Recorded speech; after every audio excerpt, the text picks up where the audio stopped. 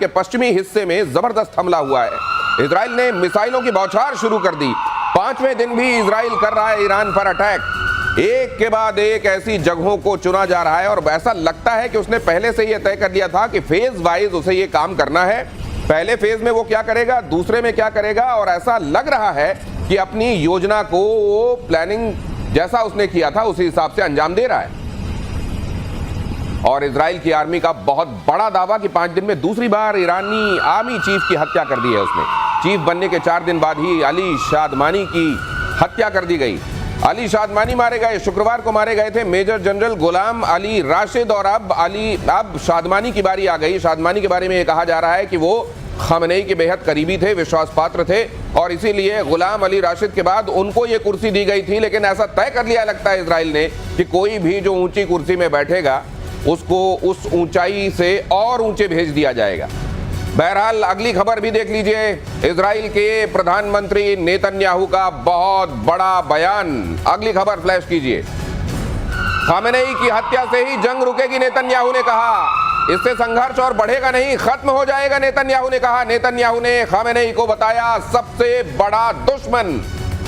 ये बातें किधर जा रही हैं? ये क्या वाकई अब चीजें ऐसा है जो अब नियंत्रण से बाहर चली जाएंगी? ये तनाव और ज्यादा फैलेगा क्या? ईरान में क्या होने वाला है? ईरान में क्या अब वो होगा? ये कहते हैं life takes a full circle. क्या ईरान के मामले में ये अब होने वाला है? हमारे साथ मेजर गौरव आर्य जुड़ रहे हैं, आज बाहर से हमें ज्वाइन कर रहे हैं कहीं से। बहुत स्वागत है आपका मेजर साहब। एयर मार्शल पीके श्रीवास्तव हमारे साथ यहाँ मौजूद हैं और कर्नल साहब भी हमारे साथ मौजूद हैं।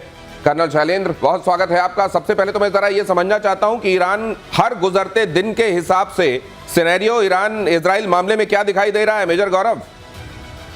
दिनेश, बहुत बहुत धन्यवाद। मैं आपको बताता हूं, सिंपल सी बात है, इंटेंट और कैपेबिलिटी 2 चीजें हैं जो हमें याद रखनी है। और ये नेतन्याहू कह क्यों रहे हैं ये भी मैं आपको शॉर्ट में समझा देता हूं। देखिए, कोई भी काम मुकम्मल अगर करना है तो आपके पास इंटेंट होना चाहिए और उस काम को करने की कैपेबिलिटी होनी चाहिए। यानी कि एक तो आपकी नियत होनी चाहिए और एक काबिलियत होनी चाहिए। ईरान के साथ सबसे बड़ी जो अभी बात है, जो नेतन्याहू चाहते हैं कि उसकी जो कैपेबिलिटी है, यानी कि उसके न्यूक्लियर एसेट्स, उसके बैलिस्टिक मिसाइल, ये सब उसको खत्म कर दे तो ईरान की कैपेबिलिटी खत्म हो जाएगी। लेकिन क्या कैपेबिलिटी खत्म होना काफी है? बिल्कुल नहीं। ईरान का इंटेंट कब खत्म होगा? जब उसकी टॉप लीडरशिप खत्म हो जाएगी। क्योंकि ईरानी लोग जंग नहीं चाहते। ईरानी लोग बड़े अमन पसंद लोग हैं, अच्छे प्यारे लोग हैं, मोहब्बत करने वाले, प्यार मोहब्बत से रहने वाले लोग हैं। लेकिन इनका जो ये टॉप एशेलॉन है ईरान का, उसने ये जिहाद का राग एक पकड़ लिया है और उसके पीछे उसके पीछे लगा हुआ है जिहाद के राग के। तो इसके ये that is why Netanyahu is saying कि जब तक खमेनेई को आप नहीं निपटाएंगे ये जंग नहीं खत्म होगी और उसके बाद एस्केलेशन नहीं होगा, उसके बाद डी एस्केलेशन होगा, सब शांत हो जाएगा। इंटेंट एंड कैपेबिलिटी है दिनेश।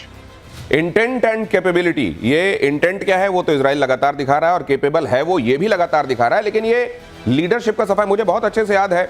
ऑपरेशन सिंदूर के दौरान जब हम लोगों की बातचीत हो रही थी तो आपका और एयर मार्शल श्रीवास्तव लगातार ये कहते रहे थे कि आप वहां टारगेट कीजिए आर्मी की लीडरशिप को और ये भी तय कीजिए कि वहां बेशक रिटायर हो जाए वहां का जनरल, लेकिन उसको छोड़िए मत, फिर उसके अंजाम तक पहुंचाइए, तब इनको इबरत हासिल होगी। क्या ये बात इजराइल बहुत पहले भांप चुका है? बिल्कुल भांप चुका है और इजराइल हमेशा से करता रहा है। आपने देखा कि हिजबुल्लाह के मामले में उसने वहां की लीडरशिप खत्म की, हमस के मामले में लीडरशिप खत्म की, हूती की भी लीडरशिप खत्म की, और यहाँ पर भी पहला निशाना मिलिट्री और साइंटिफिक लीडर्स, न्यूक्लियर जो लीडर्स थे उन पर किया। और ये इतना प्रिसाइज रहा है दिनेश, एक बात आपको ज़रूर चौंकाएगी कि ये खबर उनकी जो ज़मीनी खबर है, जो मोसाद का ऑपरेशन है, जो उनकी यूनिट 820 है उसका जो ऑपरेशन है, जो उनका साइबर ऑपरेशन है, वाह क्या काबिले तारीफ है। जो जहां होता है वहीं मार देते हैं। ऐसा कभी आपने किसी आर्मी को करते देखा है? निशाना और सिर्फ उतना ही, लीडरशिप को खत्म करते हैं, लॉन्चर्स को खत्म कर दिया। और अब वहां पर न लॉन्च मैकेनिज्म बता है, जैसे गौरव बता रहे थे कि लीडरशिप भी गई, नियत गई और उसका तरीका भी चला गया। ये बहुत बड़ी बात है। ये भी आप सोचिए कि किसी जगह सिर्फ ये नहीं कि अमुक व्यक्ति किस शहर में मौजूद है, ये नहीं, किस मोहल्ले में मौजूद है ये नहीं, किस इमारत में मौजूद है ये नहीं, उसके किस अपार्टमेंट में मौजूद है, उसके किस रूम में मौजूद है, और वो टेबल पे बैठा हुआ है या बेड पे लेटा हुआ है, इतना प्रिसाइज। और इसीलिए मोसाद को मोसाद कहा जाता है। कर्नल शैलेंद्र, क्या आप भी ये बात कहेंगे कि इस पूरे मामले में जो एक्सपर्टीज, एक्चुअली एग्जीक्यूशन तो हमको दिखाई दे रहा है, लेकिन वो जो प्लानिंग, वो जो इंटेलिजेंस है, वो असल में इसके पीछे है जो इजराइल को मजबूत बना रहा है? जय हिंद, नमस्कार। देखिए, बड़ी सीधी सीधी बात है, ये हमारे को भी पता है, हमारी आर्मी में भी होता है और हमारे स्पेशली आर्टिलरी में होता है। दुश्मन के ऊपर नुकसान पहुंचाना, उसे चोट पहुंचाना, उसे किल करना, ये अपने आप में एम को कभी अचीव नहीं करेगा। हम बोलते हैं इसे कि inflict such prohibitive losses that the will to fight should get killed. मतलब ऐसे लोगों को निशाना बनाया जाए कि उनके लड़ने की ताकत, उनकी रीढ़ टूट जाए। एक है कि उन लोगों को जिनका आप बोल रहे हैं, जैसे खमैनी हो गए, वो इस कैटेगरी में आ गए जो आपने समझाया। दूसरी कैटेगरी मैं आपको बताता हूं, लेकिन कर्नल साहब, अब तो उस कुर्सी में कोई बैठने से डरेगा जिसको उस कुर्सी में बैठा रहे हैं। मैंने ये, आपने मेरे शब्द छीन लिए, ये गलत बात है, ये बहुत गलत। देखिए, मैं आपको सीधे सीधे बताने यही वाला था। दूसरा होता है कि आर्मी चीफ, तू गया तो पिछले वाला जो है वो गया, तो तीसरा बोलता है जो हाथ ऊपर था वो थोड़ा नीचे हो जाता है कि ये नंबर लगने वाला है मेरा। सो इसको बोलते हैं again, to will is being killed. As far as Iran is concern, I think हम इसके ऊपर बात जरूर करते हैं, लेकिन इसको हमें सीख कर करना एक बहुत बड़ी बात। कर्नल साहब जो कह रहे हैं, ये मेजर गौरव आर्य, ये तो अब ये वाली बात हो गई है। कई लोग जो कमांडर इन वेटिंग होते हैं, उनके लिए तो ये मौका होता है कि भाई साहब वो कुर्सी पर जाएं, लेकिन अब तो ये कहेंगे नहीं, हम बगैर कुर्सी के काम कर देंगे, लेकिन आप हमको डेजिग्नेट मत कीजिए। मेजर गौरव आर्य, बिल्कुल आप दिनेश एकदम सही बात कह रहे हैं। यही चीज जैसा सर ने बताया, मार्शल श्रीवास्तव सर ने बताया, यही चीज हुई थी हमास के साथ, हिजबुल्लाह के साथ। जब नसरल्ला मरा तो नसरल्ला की जगह दूसरा आया, उसको भी थैंक यू बोल दिया इन लोगों ने। अब क्या है कि ये पूरा जो एशेलॉन है इनका, ऊपर वाला साफ कर दिया। आज आप चाहे बात करें ये इस्लामिक रेवोल्यूशनरी गार्ड कोर की बात करें, आप इनकी रेगुलर आर्मी की बात करें, आप इनके इंटेलिजेंस सेटअप की बात करें, आप इनके एयर डिफेंस की सेटअप की बात करें, बड़ी सुंदर बात बोली थी सर ने, बड़ी खूबसूरत बात बोली थी कि ये रिफ्यूलिंग कर रहे हैं तेहरान के ऊपर। अब आप समझ लीजिए इस लेवल की एयर सुपीरियरिटी कि ये रिफ्यूलिंग कर रहे हैं। Refueling is done in safe skies. Tehran के ऊपर रिफ्यूलिंग, इसका मतलब समझ लीजिए कि किस कदर वहां के समझ लीजिए आसमान पर नियंत्रण हो गया है इजराइल का। अगली खबर देख लीजिए, वर्ल्ड वॉर का खतरा और ज्यादा बढ़ गया। G7 देशों का इजराइल को खुला समर्थन। G7 के नेताओं ने कहा है कि ईरान को कभी परमाणु हथियार न मिले, तो वहीं दूसरी तरफ 19 मुस्लिम देश इजराइल के खिलाफ हैं। चीन ने तेहरान में अपने दूतावास से कर्मचारियों को निकाला। ये लीजिए जरा, ये भी देखिए, चीन ने तेहरान में अपने दूतावास से कर्मचारियों को निकाला। ये दुनिया में जो बाकी जगहों पर डेवलपमेंट चल रहे हैं, खासतौर से G7 की तरफ हर किसी की निगाह है क्या चल रहा है कनाडा में।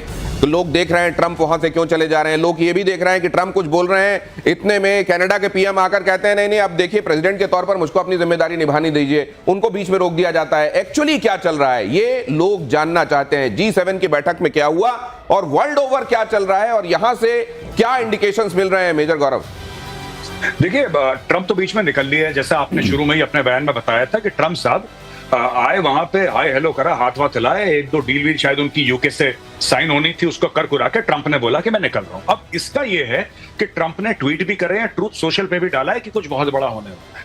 ट्रंप थोड़ा शोमैन किस्म का भी आदमी है, तो नहीं, मुझे ये समझ में नहीं आता। इमैनुअल मैक्रो ने अगर कोई बात कही थी तो इमैनुअल मैक्रो के ट्वीट को ये कहते हुए कि इनको तो कुछ मालूम नहीं है मैं क्या करने वाला हूं, ये हमेशा गैस कर, ये करने की क्या जरूरत थी उनको?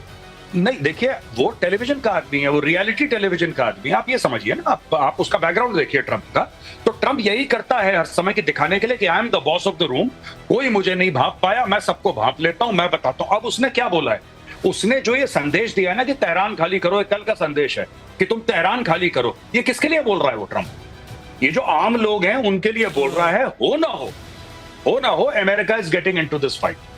अगर चीजें एक आध दिन में 48 घंटे के अंदर अगर चीजें उस तरीके से पटरी पे नहीं आई जैसे ट्रंप चाहता है, तो हो सकता है कि मैसिव बॉम्बार्डमेंट ऑफ तेहरान। और यह बात ट्रंप भी समझ चुका है, भली भांति परिचित है कि जब तक रिजीम चेंज नहीं होगा मिडिल ईस्ट में शांति नहीं आएगी। ये जो इकोनॉमिक कॉरिडोर की बातें कर रहे हैं कि इंडिया और ये पूरा इकोनॉमिक कॉरिडोर यूरोप का आगे तक मिडिल ईस्ट का ले जाने की बात कर रहे हैं, ये सब ख्याली पुलाव है। ईरान तो मना कर रहा है, कह रहा है मैं वो बंद कर दूंगा अपने पूरे सी लेन्स। मतलब आप भी यही कह रहे हैं कि खामेनेई के ऊपर अभूतपूर्व खतरा मंडरा रहा है। क्या आप भी यही कह रहे हैं? मैं आपके पास लौटता हूं। भयानक जी। स्तर पर पहुंचा ईरान इजराइल युद्ध, G7 बीच में छोड़कर अमेरिका लौटे डोनाल्ड ट्रंप, जैसा हम आपको लगातार बता रहे हैं। ईरान के परमाणु कार्यक्रम पर रोक जरूरी है, यह ट्रंप ने कहा। तेहरान को फौरन खाली कर दें लोग, तेहरान को फौरन खाली कर दिया जाए। देखिए, पहले दिन जब इजराइल ने ईरान के ऊपर अटैक किया तो ट्रंप ने कहा नहीं, हमारा इससे कोई लेना देना नहीं, और आज वो कह रहे हैं कि तेहरान को पूरी तरीके से ईरानी लोग खाली कर दें। अगली खबर भी देख लीजिए। फ्रांस के राष्ट्रपति मैक्रो पर भड़के ट्रंप, मैक्रो को पब्लिसिटी का भूखा कहा। मैक्रो हमेशा गलत ही बोलते हैं, ट्रंप ने कहा। इमैनुअल मैक्रो पर ट्रंप ने कसा था तंज। ट्रंप के G7 बीच में छोड़ने पर कहा युद्ध रुकवाने अमेरिका लौटे ट्रंप। मैक्रो ने ये बात कही तो उन्होंने कहा कि देखिए, मैं सीज फायर के लिए लौट रहा हूं, मेरे पास कुछ दूसरे जरूरी काम है। उनको नहीं मालूम है, वो हमेशा गलत गेस करते हैं। पता नहीं उनको एक राष्ट्राध्यक्ष को यूं नीचा दिखाकर क्या मिला। लेकिन मैं अब इसको बड़े लेवल पर ले जाना चाह रहा हूं। ये कहना कि तेहरान खाली करो ट्रंप का, इसका इशारा क्या है? इसका इशारा यह है कि ट्रंप और नेतन्याहू एक ही पेज पर हैं। नेतन्याहू ने भी यही बोला था, तेहरान खाली करो, तेहरान खाली करो, और तेहरान खाली हो रहा है। तो पहली चीज होती है रेजिम चेंज से पहले जनता में एक विद्रोह का भाव सर, आए। आपको बीच में रोक रहा हूं। हाँ। जब से नेतन्याहू ने कहा है कि टॉप डेथ टू अमेरिका कहने वाला और टॉप में ट्रंप का नाम रखने वाला है ईरान, तो तुम देख लो, तभी से सब कुछ बदला है लगता है। और उसने ये भी कहा कि मैं तो उनका छोटा भाई हूं, मैं तो नंबर 2 हूं, पहले आपको मारने के लिए आ रहे हैं। और ट्रंप को याद आ गई कि इलेक्शन से पहले उनके पर क्या आक्रमण हुआ था, तो ट्रंप ने कहा, और मैक्रोन की थोड़ी सी आदत है दिनेश, अगर कहें आप मुझे कहने दें, कि वो बोलते थोड़ा आउट ऑफ टर्न बोल देते हैं। मैक्रो, हाँ, थोड़ा आउट ऑफ टर्न बोलते हैं। हर चीज में कहते हैं मैं समझौता करा दूंगा, मैं कूद पड़ते हैं। मतलब ट्रंप को ट्रंप जैसा कहीं कोई मिल जाता है, आप ये कह रहे हैं। तो वो थोड़ा हुआ, तो ट्रंप ने बताया हु इज द बॉस। अच्छा, ये समझ जाओ कि मैं बॉस हूं। अच्छा। और अब मैं जा रहा हूं, कोई सीज फायर कराने नहीं जा रहा हूं, मैं तेहरान खाली कराने जा रहा हूं। इसका मतलब क्या हुआ? इसका मतलब साफ है कि तेहरान के ऊपर अब बड़ी मुसीबत आने वाली है।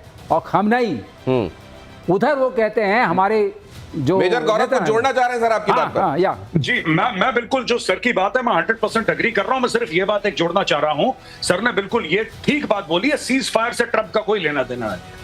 ट्रंप बार बार कह रहा है डील, और डील में क्या कह रहा है ट्रंप कि तुम्हारे पास न्यूक्लियर हथियार नहीं हो सकते। सिंपल सी बात है, तुम्हारे पास न्यूक्लियर वेपन्स नहीं हो सकते। न्यूक्लियर वेपन्स के साथ नेतन्याहू ने यह जोड़ दिया है कि तुम्हारे पास उसके साथ डिलीवरी सिस्टम्स भी नहीं हो सकते। तो ये सिर्फ न्यूक्लियर ठिकानों पर नहीं मार रहा है बम, ये इनके बैलिस्टिक मिसाइल के ठिकानों पर भी बम मार रहा है। राइट। कि एक तो न्यूक्लियर वेपन है, एक उनके डिलीवरी सिस्टम्स हैं, दोनों को बर्बाद कर दो। और यही ट्रंप भी चाहता है। They are on the same page. Sir ने बिल्कुल 100% बात बोली है, सही, I agree with him, they are on the same page. Benjamin Netanyahu ने यह बात कही है कि न सिर्फ उनके पास न्यूक्लियर हथियार नहीं होने चाहिए, बल्कि उनके पास ICBMs नहीं होने चाहिए, इंटर कॉन्टिनेंटल बैलिस्टिक मिसाइल नहीं होने चाहिए, वेक्टर नहीं होने चाहिए जिसको जो न्यूक को लेकर उड़े। अगली खबर देख लीजिए। प्रतिशोध में इस वक्त की बड़ी खबर, अमेरिकी राष्ट्रपति ट्रंप का बड़ा बयान। ट्रंप ने कहा हम सिर्फ सीज फायर नहीं, असली अंत चाहते हैं। ईरान के पास कभी भी परमाणु हथियार नहीं होने चाहिए। ये बड़ी बातें हैं जो चल रही हैं, और ये ईरान, मिडिल ईस्ट और वर्ल्ड ओवर जो चीजें हैं उनको किस दिशा में ले जाएंगी। आप इसकी मेगा पिक्चर क्या देख रहे हैं कर्नल साहब? नहीं, देखिए, बड़ी सीधी बात है कि अगर आप चीज़ों को इवैल्यूएट करेंगे तो आप ये ज़रूर पाएंगे ट्रंप एक पार्ट बोलते हैं, नेतन्याहू दूसरा पार्ट बोलते हैं। अच्छा। ट्रंप ने बड़ा क्लैरिटी के साथ कह दिया। और मैं वैसे भी यूएस का इंटरेस्ट बता सकता हूं कि वो हमेशा है कि ईरान का न्यूक्लियर प्रोग्राम अगर इजराइल के बाद किसी के लिए है तो वो यूएस के लिए, इसलिए उसको नहीं होना चाहिए। इजराइल बोलता है कि आपके पास ये न्यूक्लियर प्रोग्राम नहीं, न्यूक्लियर चीज ही नहीं होनी चाहिए, चाहे आप एनर्जी के नाम से बात करें, चाहे किसी भी नाम से बात करें, और इसको आपके देश से बाहर किसी भी तरह की मिसाइल सिस्टम से ले जाना अपने आप में हमें एक्सेप्टेबल नहीं है।